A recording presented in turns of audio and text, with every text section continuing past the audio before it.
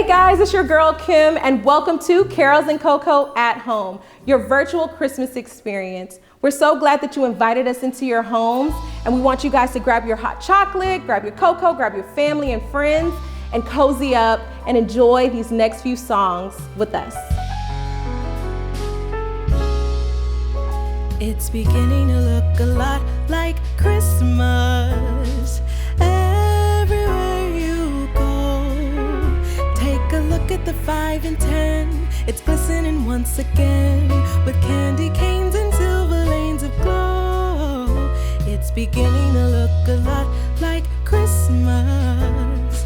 Toys in every store, but the prettiest sight to see is the holly that will be on your own front door. A pair of hop-along boots and a pistol that shoots is the wish of Bonnie and Ben. Dolls that'll talk and will go for a walk is the hope of Janice and Jen. And Mom and Dad can hardly wait for school to start again. It's beginning to look a lot like Christmas everywhere you go. There's a tree in the Grand Hotel, one in the park as well. It's the sturdy kind that doesn't mind the snow. It's beginning to look a lot like Christmas. Soon the bells will start, and the thing that'll make them ring is the carol that you sing right within your heart.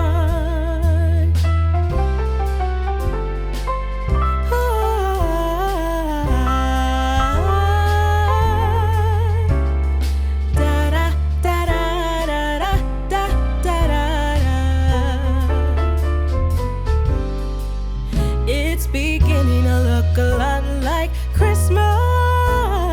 Toys in every store, but the prettiest sight to see is the holly that will be on your own front door. Sure, it's Christmas once more.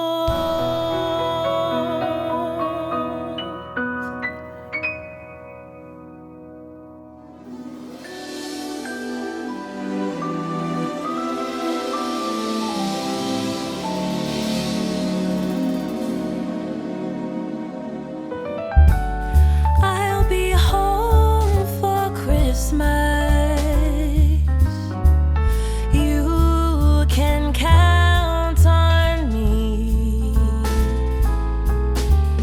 Please have snow and mistletoe and presents under the tree. Christmas Eve will find me where the love light gleams.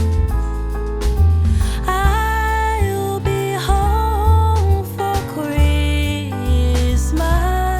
if only in my dreams. I'll be home for Christmas. You can count on me. Please have snow and mistletoe and presents under the tree. Ooh, Christmas Eve will find me where the love light gleams. I'll be home for Christmas, if only in my dreams. Yes, I'll be home for Christmas, if only in my dreams.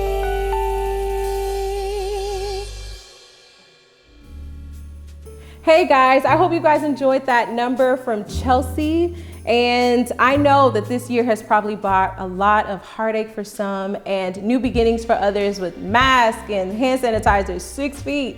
But here, we want you guys to gather with your family and friends and loved ones and enjoy the family Christmas spirit. So we hope that that message is conveyed with this next song performed by Chance. Have yourself a merry little Christmas. Let your heart be light. From now on, our troubles will be out of sight. Oh, have yourself a merry little Christmas. Make the Yuletide gay. From now on, our troubles will be miles away.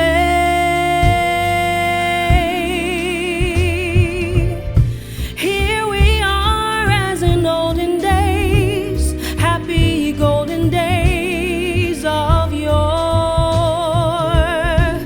Faithful friends who are dear to us, gather near to us once more.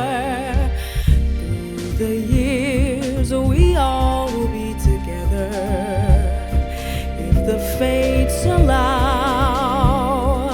Hang a shining star above the highest bough. So have yourself a merry little Christmas now.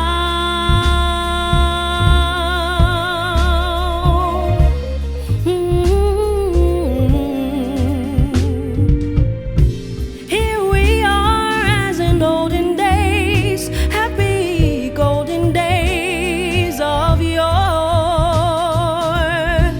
Faithful friends who are dear to us, gather near to us once more.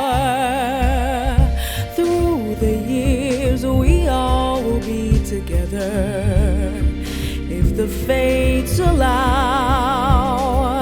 Hang a shining star above the highest bough. So have yourself a merry little Christmas now, a merry little Christmas now, a merry little Christmas. Oh, a merry little Christmas now.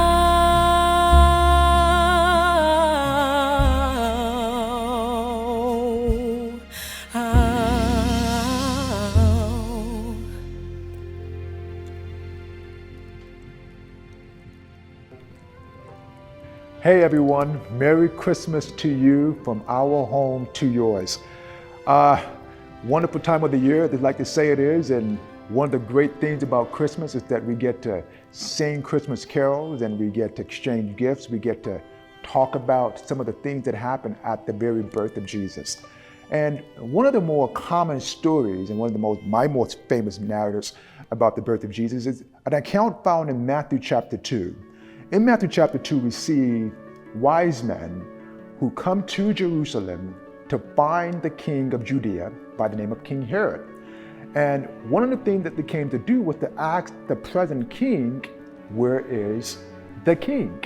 Where is this newborn king that we've heard about, that we've read about, that we studied about, that's going to be born in Bethlehem of Judea? And where is he at? And if you think about it, that has to be perplexing. The Bible says that King Herod was disturbed and all of Jerusalem was disturbed, and I can see why. Think about it for a moment. What if you had a situation where some foreign dignitaries came to Washington, D.C., to the White House, to the sitting president, and asked, where's the president? I mean, if I'm the president, I'm thinking, either the people who are asking these questions, A, don't know what they're talking about, B, maybe they've lost their mind, or C, maybe there's a new president in town that we're not aware of. Right now, we've just, in this country, in the United States, concluded a very, very heavily contested election. And at the moment, we have a president and we have a president-elect. We don't have two presidents. Why? Because we can only have one president at a time. And so King Herod understood then, just like we understand now, that there can only be one person on the throne. There can only be one president at a time. There can only be one person over office at a time. And yes, there can only be one king at the time. And so if King Herod established the fact that there is a newborn king in town, and if that's true, then what did that make him? And that's the reason why he made that draconian decree, that barbaric decision to kill all the babies in Bethlehem that were under the age of 2. And while on the outside and externally looking at it, it looks terrible, and it is. When we think about it deeply, we recognize that he was trying to protect his throne. He wanted to remain king. He didn't want to give that up. If we relate it to our time and now, this year, 2020, has been one of the most uncomfortable years we've ever witnessed in our entire lifetime. We've seen in 2020 a global pandemic that upended our lives and disrupted our lives in a way we've never experienced. And one of the things that it's kind of shown us is that we're probably not in control as much as we think we are. I remember that when the pandemic hit at its very early onset, we saw two kinds of people. On one end, we saw some people who panicked. I mean, they ran to the store, bought up all the bleaches, all the Clorox, all the wipes, all the toilet papers, bought up all the waters, and made it seem like the end of the world was coming. But on the other hand, we saw another group of people who just decided they were not going to listen to the rules. They were going to disobey the the public health experts, and just decide to live their lives anywhere they wanted. And they decided to party it up. And they said this: if I get COVID, I get COVID, or COVID is a hoax, it's not real. Why? While on the outside, they may look like they're different, but if you look a little deeper, they're both the same kind of people. They want to be in control. There is an inner voice in all of us that says, I want to be in control. I want to live my life the way I want to live my life. Nobody gets to tell me how to live my life. I am the master of my own fate. I am the boss. I am Lord. I am the king. And so while it's easy then to look at a Herod and think, what an awful man he was, the truth is, we all have a little Herod in all of us. All of us want to be king. We want to maintain control of our own lives. And when we think then about the story of Christmas, about how a newborn king is born, the question that it begs all of us to answer is, who's going to be king? Is it going to be Jesus? Or is it going to be us? Herod made his decision. This celebration season is also a question for us to answer: who's going to be king? What I'd like to ask for all of us to do is to consider, though, the kind of king that Jesus is.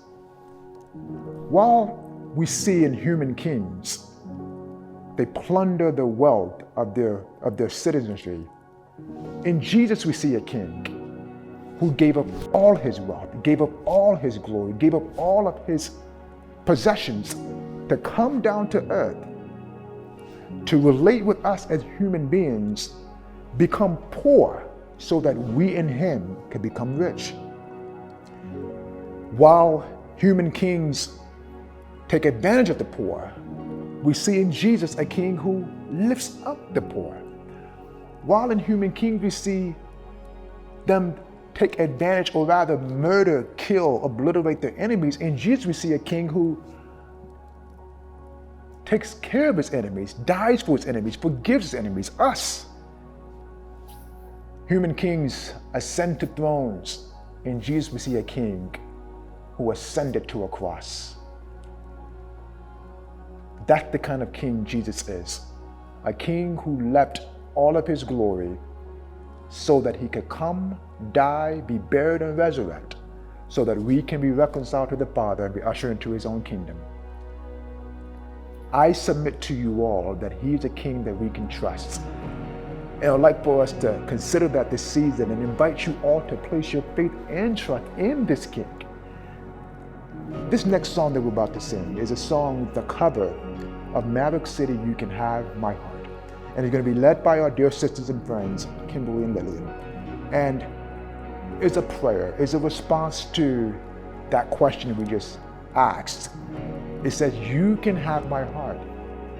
And so in view of us considering all that Jesus has done and all that Jesus is,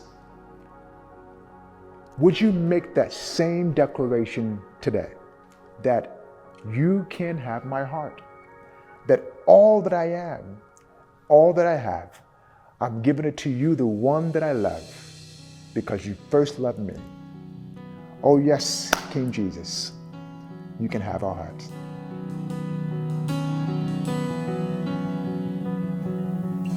You love with no reservation. You're not looking for perfection. And there's no need in me pretending. I'll give you everything. I'll give you everything. You deserve my full attention. Nothing less than my devotion. Oh, speak to me and I will listen. I'll give you everything. I'll give you everything. Oh,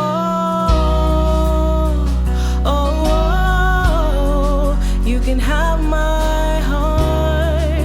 You can have my heart.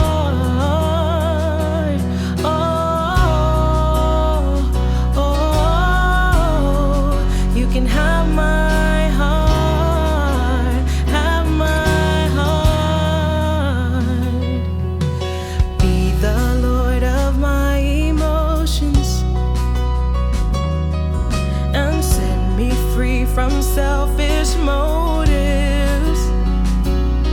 Oh, search me till there's nothing hidden. I'll give you everything. I'll give you everything. Oh, oh, oh. You can have my heart. You can have my heart.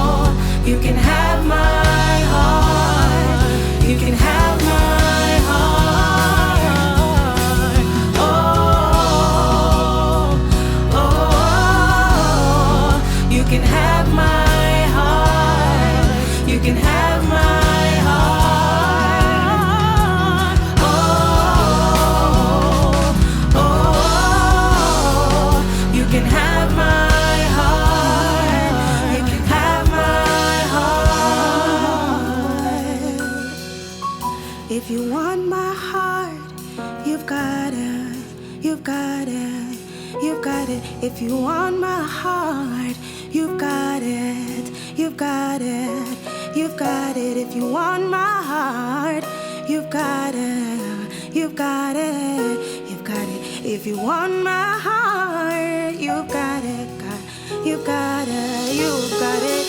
If you want my heart, you've got it, you've got it, oh yeah. If you want my heart, you got it, you got it, oh you got it. If you want my heart, you got it forever.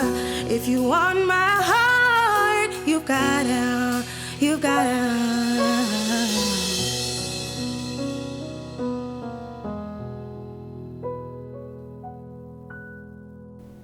I hope you guys enjoyed that last moment led by myself and Lillian. Honestly, it's so sad that this is coming to an end, but every great thing obviously comes to an end. I hope that you guys enjoyed the Christmas songs and the moment that we got to have where we just reminded ourselves where our heart really truly lies. So with this next song led by one of my favorite vocalists, DJ, I just asked, man, grab that hot cocoa if you dropped it, grab your loved one, and enjoy. Merry Christmas. Chestnuts roasting on an open fire, Jack Frost nipping at your nose, Yuletide carols being sung by a choir, and folks dressed up like Eskimos. Everybody knows a turkey and some mistletoe, yeah, help to make the season bright. Tiny tots with their eyes all aglow will find it hard to sleep tonight, 'cause they know that Santa's on his way. He's loading lots of toys and goodies on his sleigh, yeah. And every mother's child is gonna spy to see if reindeer really know how to fly. And so I'm offering this simple phrase, yeah, to kids from 1 to 92. Oh yeah, although it's been said many times, many ways, Merry Christmas to you. Yeah.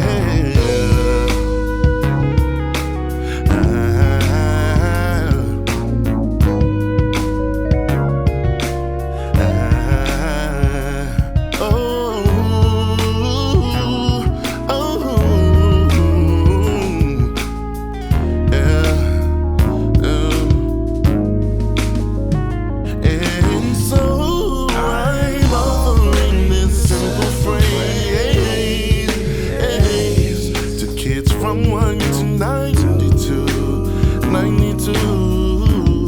although it's been said many times, many ways, Merry Christmas, have a Merry Christmas, Merry Christmas to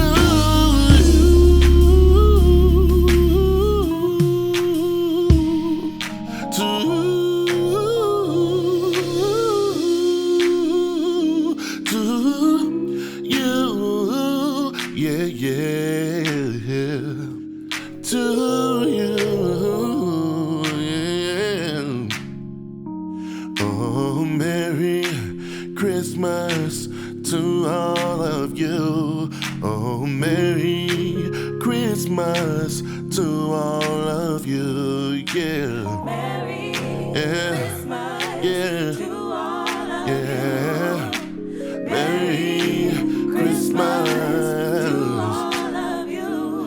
Oh, Merry Christmas to you. Oh, Merry Christmas to you. Merry Christmas to all of you.